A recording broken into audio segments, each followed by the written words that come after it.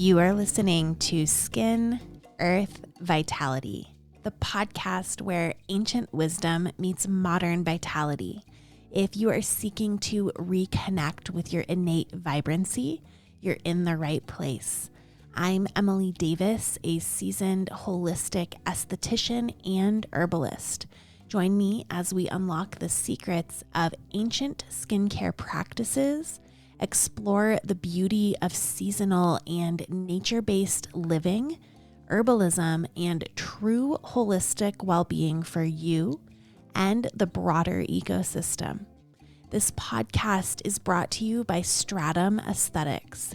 Head to stratumaesthetics.com to find curated skincare, body care, and other wellness products hand-selected by me. Now enjoy the show. Please remember that the information I share in this podcast is based on my personal and professional experience and is intended for educational and informational purposes only. It is not individualized skincare advice, nor is it medical advice. I encourage you to take charge of your own health decisions and listen to your body, seeking out the resources and professionals that best support your wellness journey. Welcome back in. Emily here. If you enjoyed last week's episode, which I hope you did, all about retinoids and how they interact on the skin, today I want to talk about retinoid alternatives because this is such a big thing in the holistic space. If you're new here, I am a holistic esthetician and talk about things through that lens. And if you're a returning listener, welcome back. I'm so grateful you're here.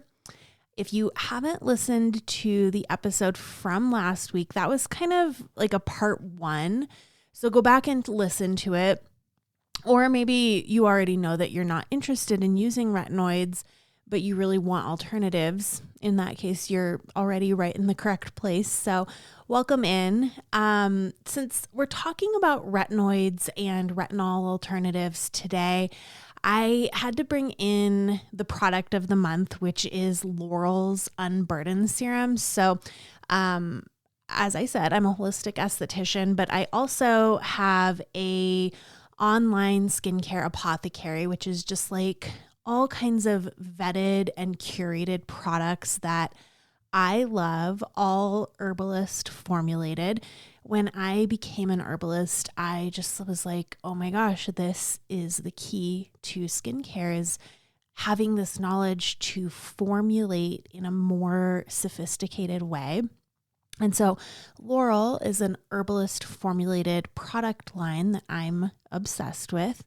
And if there were ever a formula that represents everything I'm going to talk about today, supporting the skin without forcing it, this is the one. And I probably would never have thought about the Unburden Serum as like a quote unquote retinol alternative, but it's truly like a whole ecosystem in a bottle. We've got restorative seed oils, like just beautiful, fresh, cold pressed seed oils like rose hip, sea buckthorn, I'm going to talk about today, cranberry seed oil, chia seed oil, red raspberry seed, evening primrose.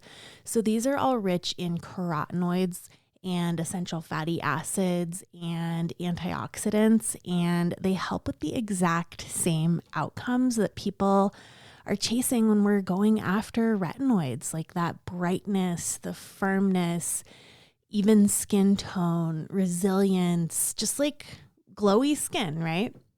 And then we've got extracts, so plants that are extracted into this formula.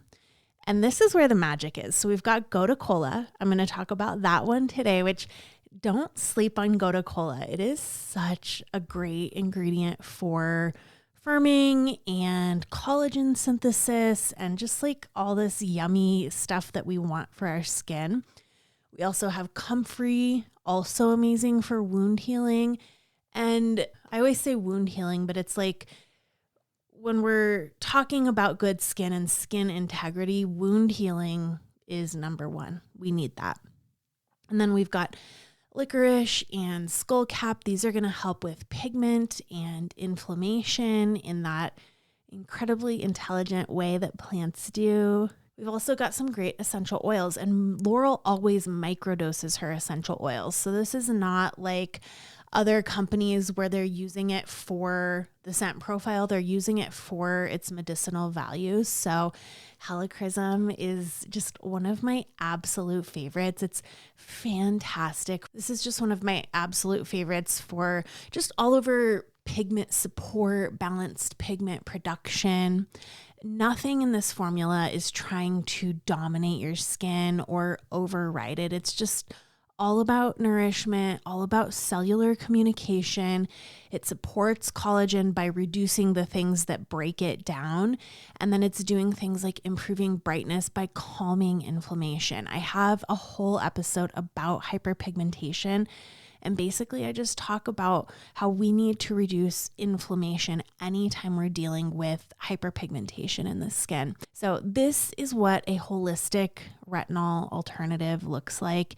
It gives the benefits that people want from retinoids by nourishing the terrain instead of artificially manipulating it. So I just want to put that in there. That is the product of the month in my shop. You can check that out in the show notes or by going to stratumaesthetics.com. I talk about my shop because that's the best way to support the podcast and all of the amazing information that I'm so happy to give to you. All right, let's get into retinoids. What do they do?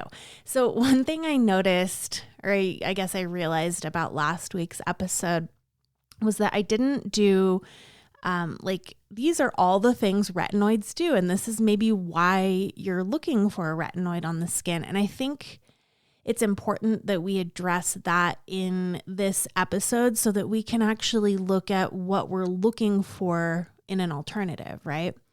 So what retinoids do, the number one thing, the most talked about thing, I guess you could say, is they increase cell turnover. So I talked about that a little bit last week. We basically have our skin cells and there are layers. You can think of layers of bricks. And at the very bottom layer are where the baby skin cells live.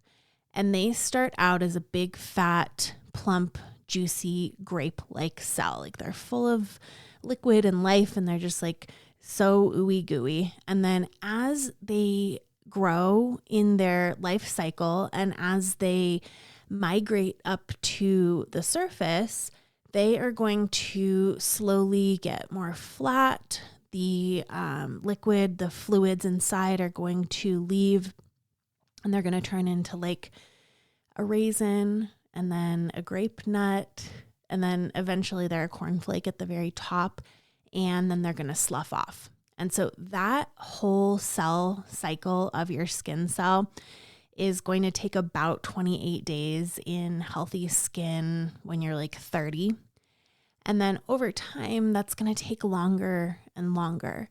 And so healthy skin cell turnover means that our skin is bright and it's healthy. And then when that skin cell turnover slows down, and this can happen even when you're 30, this can happen in your 20s, that slowdown can happen. But when that happens, your skin looks more dull. You may see congestion in your skin. So we've got old skin cells mixing with oils, and then we get plugs or clogged pores. We also might notice flaky, rough skin. We may notice slower healing. So if you get a breakout and it takes forever to heal, this skin cell turnover might be part of that. And then we also see exaggerated fine lines. And so for that reason, cell turnover is really important for our skin to look really good and vibrant. And so retinoids do help to increase cell turnover, and this is why they're so beloved. The next thing that they do is that word differentiation that I mentioned. That's that finishing school for your skin cells. It's a training program for the baby cells. It's how they become mature, functioning cells that are actually going to protect you. And again, I don't want your eyes to glaze over. Differentiation really matters because when it's going well, your makeup goes on like super smooth. Your skin is hydrated. Pores look smaller. Pigmentation might fade quicker, especially after a breakout. If pigmentation is hanging around for a really long time, it may have to do with differentiation that's impaired, or if your skin's just looking tired, that may be because of impaired differentiation. And so on a cellular level, retinoids can help to improve how those skin cells mature, but that's only if your barrier is already healthy, if there's low inflammation happening, if the dose is very controlled. Last week I talked about how retinol can oxidize and can be maybe a little less controlled. Retinoids can also help with this differentiation only if they're not being overused, only if your skin isn't sensitive, only if the environment is buffered with the right other ingredients and it's not in a soup of a bunch of junk like synthetic fragrance and all of the ingredients that we want to avoid. So all of those are true. Retinoids can help with that only if those things are true. But like I said last week, when we're forcing it too much or the barrier is impaired, it's actually causing differentiation to be messed up. So it's another paradox with retinoids. And other things that mess it up are all of the things that I always tell you not to do. So overexfoliation, really heavy occlusive products. That's one reason why I don't really like Vaseline to slug at night, if that's still a thing. This is why I think tallow is too heavy, because when the skin's loaded up with all of these heavy products, the communication to those baby cells gets all wonky. And so differentiation is super important, and retinoids can help it as long as we've got all of those factors I just mentioned. And so for this reason, we want to look for ingredients that can help support differentiation when we're looking for retinol alternatives. So the next thing it does is it stimulates collagen production. It influences these cells called fibroblasts that boost collagen. It also helps to normalize melanocyte activity. These are the pigment producing cells. And so because it's normalizing it, it's reducing uneven pigmentation on the skin, and it can really help to improve post-inflammatory hyperpigmentation. So we want ingredients, if they're going to be an alternative to retinoids, we want ingredients that can do that. Next, it's going to improve texture and smoothness.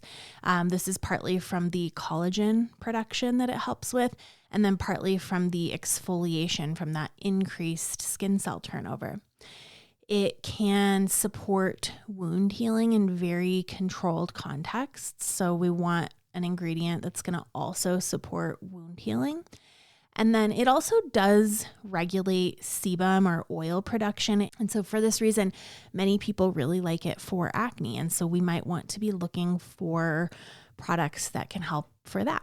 So that's a list of what retinoids do. And they do this through a very unique pathway in the skin. These molecules are binding to receptors that we have in our skin called retinoic acid receptors. And although there are many products out there that claim to be a natural retinol or a retinol alternative, because of this unique pathway in the skin of binding to those specific receptors, there's actually not an alternative that is going to convert into retinoic acid in the same way that Retin-A does or that retinol does. There is a paper in a journal called Experimental Dermatology from 2004 that talked about how beta carotene can convert into the skin's storage form of vitamin A. And if your body truly needs more active vitamin A, it can slowly convert that into the next step. So I'll be talking about beta carotene today. And I just wanted to note that as I'm saying, like, no other ingredients can do this, I wanted to note that there have been these studies that show that beta carotene may be able to, it's quite controversial if the enzymes are actually present in the skin to convert beta carotene all the way to retinoic acid. And we also might ask the question, why do we have these receptors in our skin if only a synthetic compound can connect with them? That feels weird, right?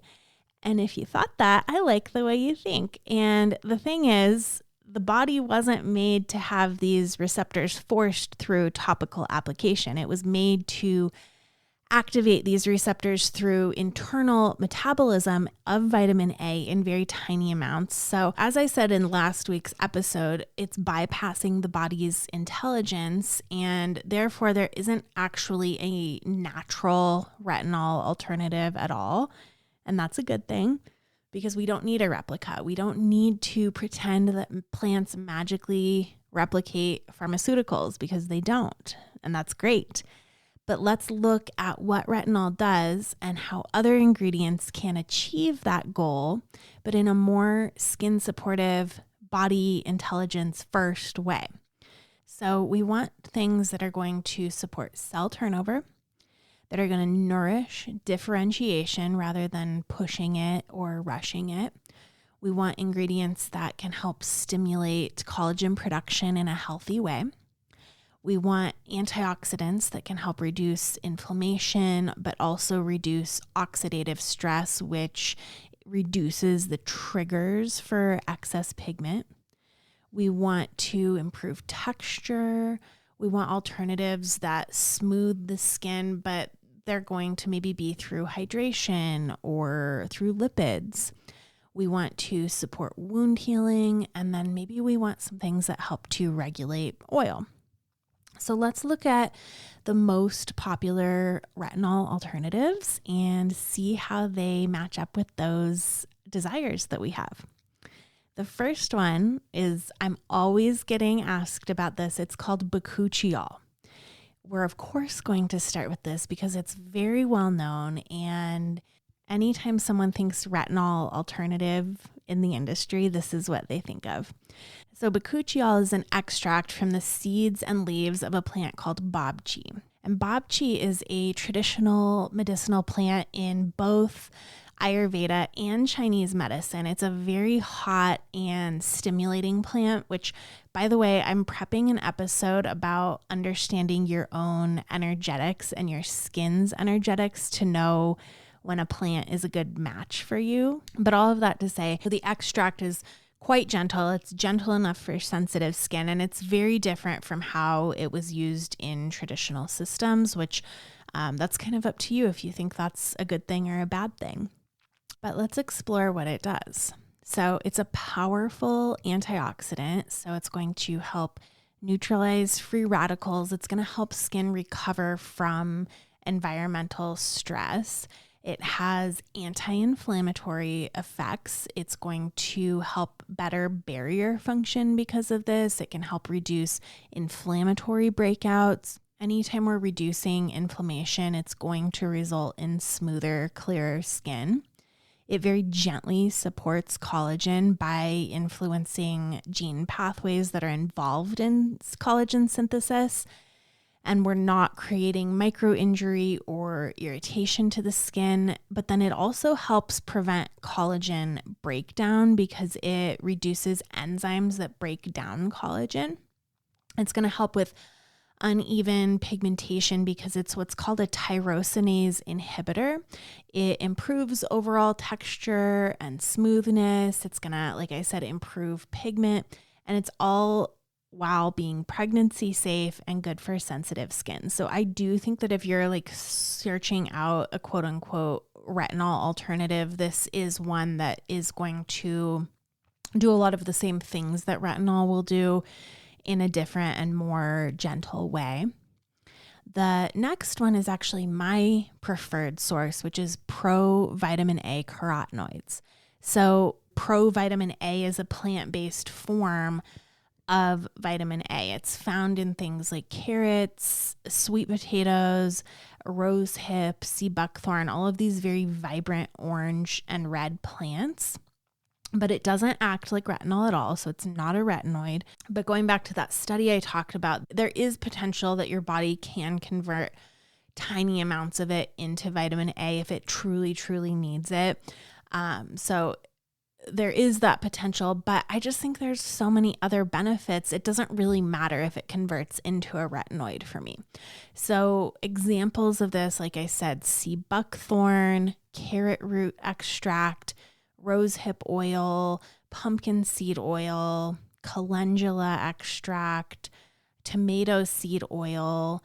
I carry a product in my shop called Smooth A+, which has carrot juice in it.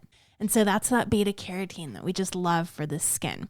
Let's take a look at how these pro vitamin A, like beta carotene ingredients, stand up against retinol. So they do support healthy, natural turnover indirectly because they're reducing inflammation, and inflammation slows down turnover, but they're not going to push the process like retinoids do.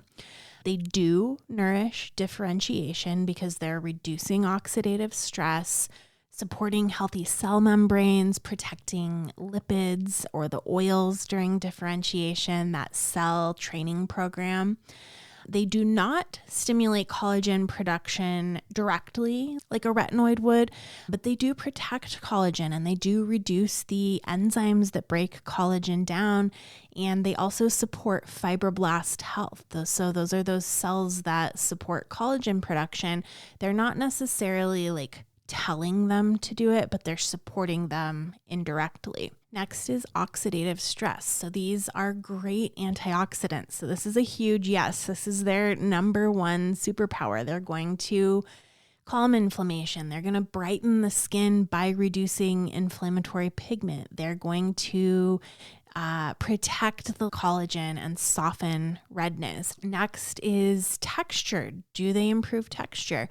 I would say yes, again, because they're reducing inflammation. They're supporting that differentiation, reinforcing barrier lipids, and they're also improving our skin cells' membrane health, and that's really important as well. I would say that these do not regulate oil production, so if that's what you're going after a retinol for, you may need a different ingredient, but they do support wound healing, which is very important for acne-prone skin.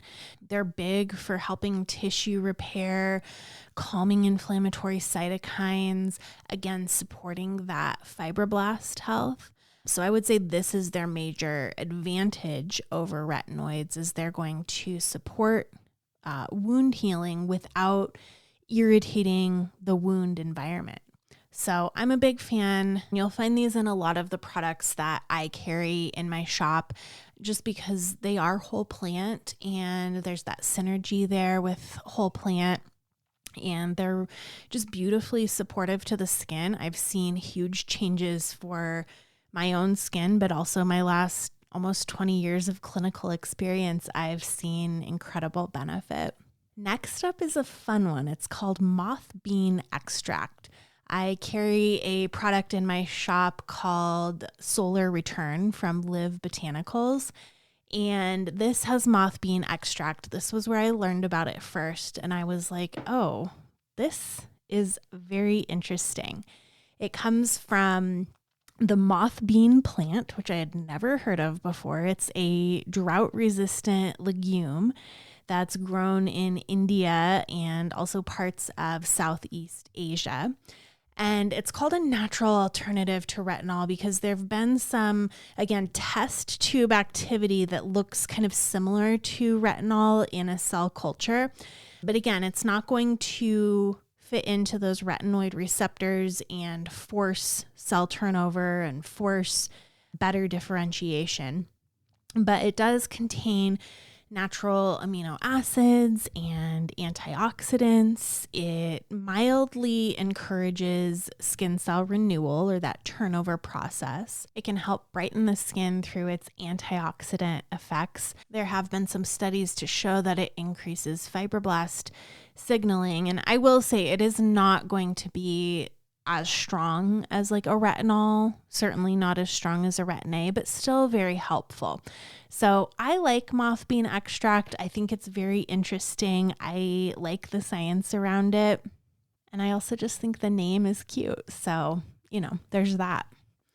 Next is niacinamide. So this is a form of vitamin B3, and this is definitely like always taking me out of my dogma, because I love to be like, I only want natural whole plant ingredients. And then I think about niacinamide and I'm like, you know what? There are some synthetics that are pretty cool. And niacinamide is one of them. It's one of the most skin intelligent ingredients that we have. And it's not forcing your skin to work harder, but it's just helping your skin to work smarter. It's going to help strengthen the barrier. It's going to increase ceramides, which are a big thing for the barrier.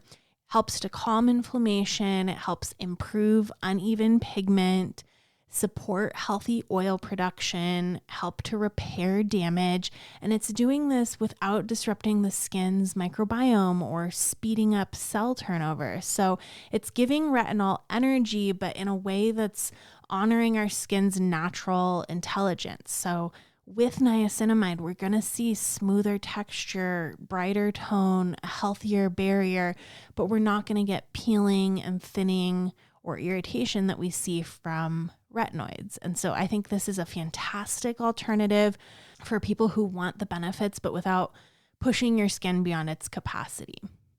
Next up are enzymes. Your girl loves an enzyme. These are one of my favorite alternatives. They're very gentle and they're not going to hijack cell turnover. So instead of forcing your skin to shed faster, enzymes are just breaking down excess proteins that are on the very surface, like built up skin cells, oxidized oil, the glue that holds the cells together.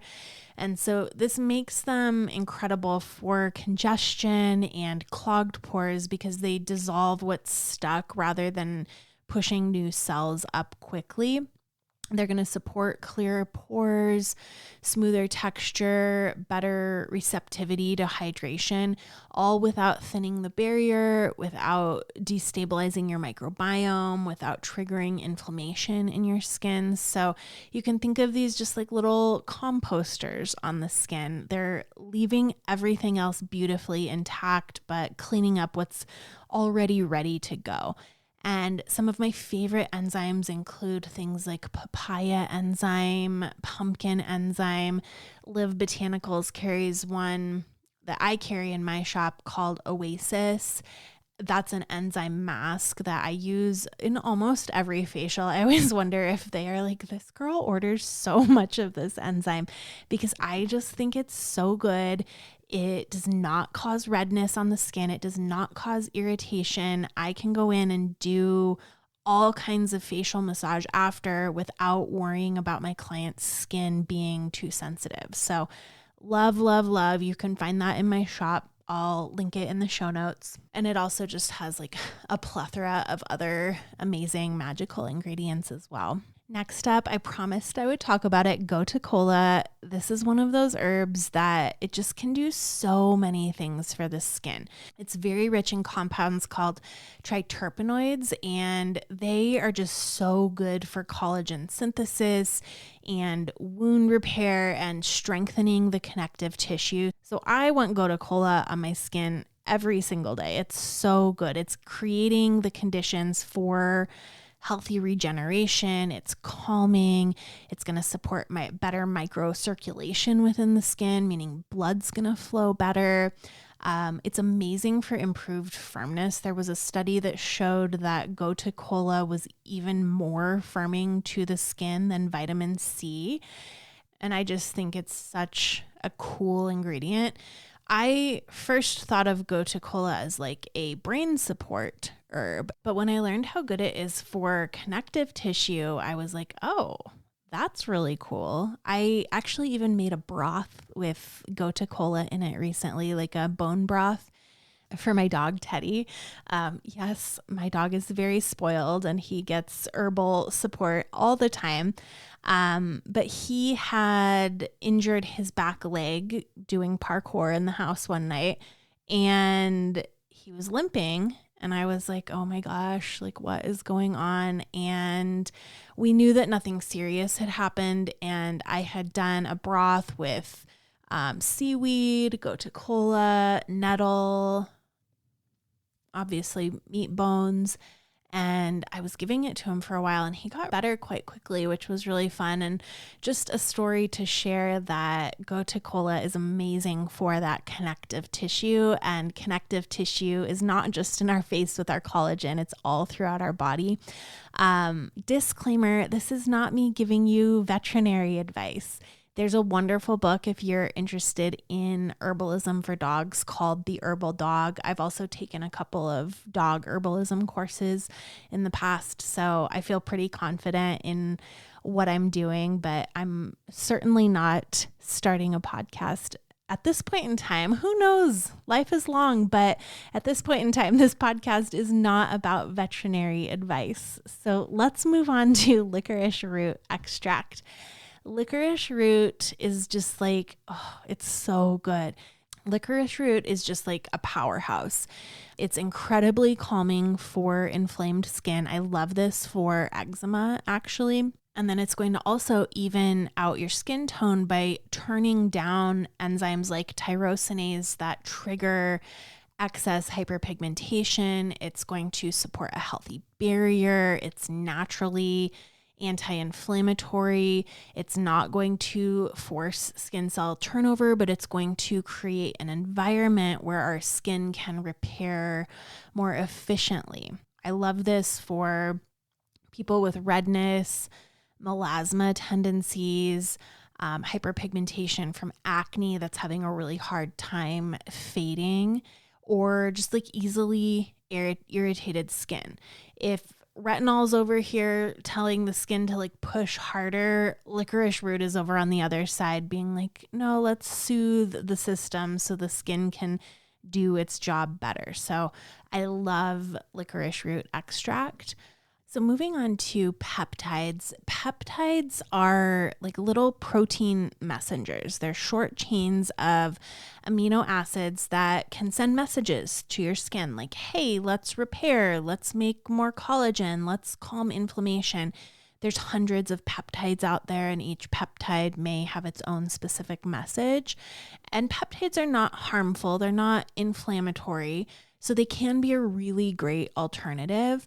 They do come, in my opinion, from that old biomedical model where the skin is treated like a machine and you're like, which switches are we going to flip? And that's just, for me, not a paradigm that I live in anymore.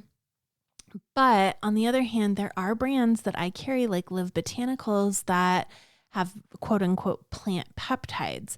And so these are hydrolyzed plant proteins and they don't mimic retinoids at all. They're not something that I would consider even on the natural retinoid alternative spectrum like synthetic peptides would be, or some synthetic peptides would be.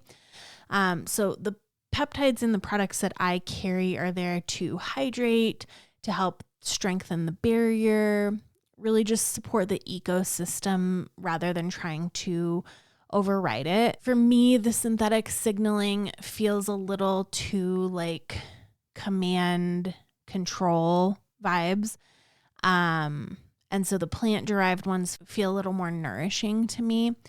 But with all of that said, many synthetic peptides are going to work by improving your skin's communication. So they can be really helpful for getting your cells to talk to each other more clearly. This can help with texture and firmness. It can also help with resilience over time without pushing turnover or thinning the barrier. They're not corrosive. They're not disruptive. And so I do think that they can be a helpful tool depending on the mindset that you want to approach your body with. So I did want to include them and then share my ideas about them, and then also just share that plant peptides are in a totally different category than like synthetic peptides are. So that is my list of natural alternatives to retinoids. So again, at the top of the list, we have bakuchiol. Next up, we have pro vitamin A carotenoids, such as sea buckthorn, carrot root extract, rosehip oil, calendula extract, carrot juice, things like this. And then next on the list, we have moth bean extract, niacinamide, enzymes like papaya, cranberry, pumpkin, gotu-kola, licorice root extract, peptides. I love this list of products. It's not totally exhaustive. Like, I'm sure there's something else out there that's a really beautiful alternative. I know that there's many other herbs that do many of the things that we are looking for, but this, I think, is just a list of things that hit most of the list. And before I leave you today, I do want to talk about one misconception that I hear quite often, and that's about tallow being considered nature's retinol. And it's a big claim. I hear it floating around all of the time.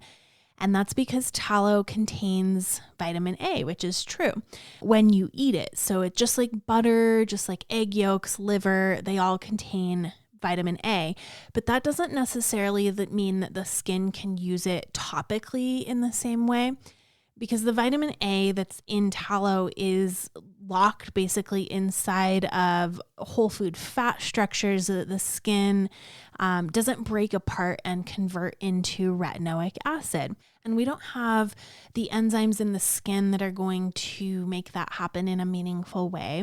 And then tallow also is not really addressing that list that I talked about that we're looking for in a retinol alternative. So I would not consider it that. For me, tallow is basically just functioning as an occlusive animal fat with a very heavy, very waxy lipid profile. And it can actually be too rich for most modern skin barriers and microbiomes.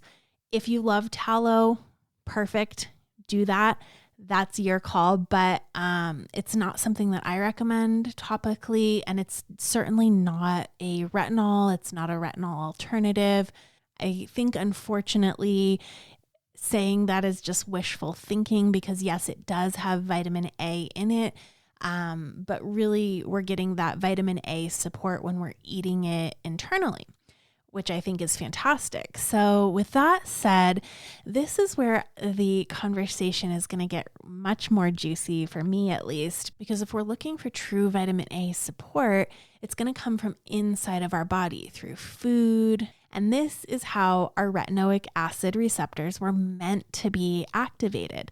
So next week, I'm going to walk you through exactly how the skin actually gets vitamin A from the foods and whole plants that we eat, and what you can do internally to achieve all of these things that people are chasing with retinoids. So better collagen, brighter tone, calm inflammation, all of these things without thinning your barrier or overriding your body's intelligence.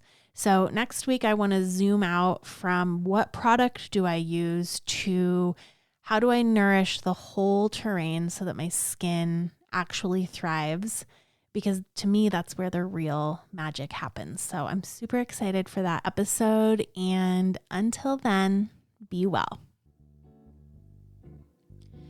You've been listening to Skin, Earth, Vitality. If you like what you heard today, consider giving me a 5-star rating. It helps other people just like you to find the show. You can shop products and find all of my offerings on my website, stratumaesthetics.com, and follow me on my social channels at Stratum Aesthetics.